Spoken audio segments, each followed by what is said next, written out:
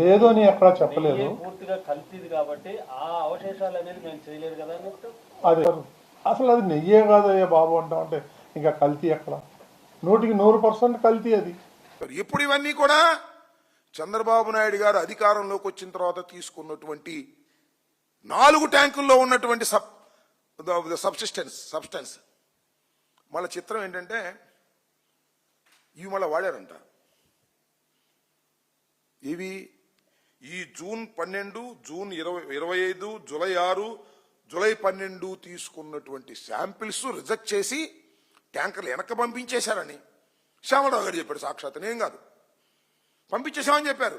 మళ్ళీ తీరా ఇప్పుడు ఏమంటున్నారు, ఈ 4 వాడారంట. ఎందుకు వాడారబ్బా?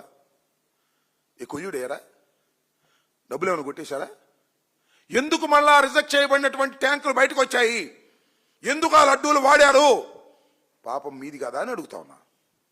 ఆ లడ్డూలు ఎందుకు, ఆ లడ్డూల ప్రసాదంలో ఈ రిజెక్ట్ చేయబడినటువంటి 4 ట్యాంకర్లు ఎందుకు వాడారు చెప్పండి.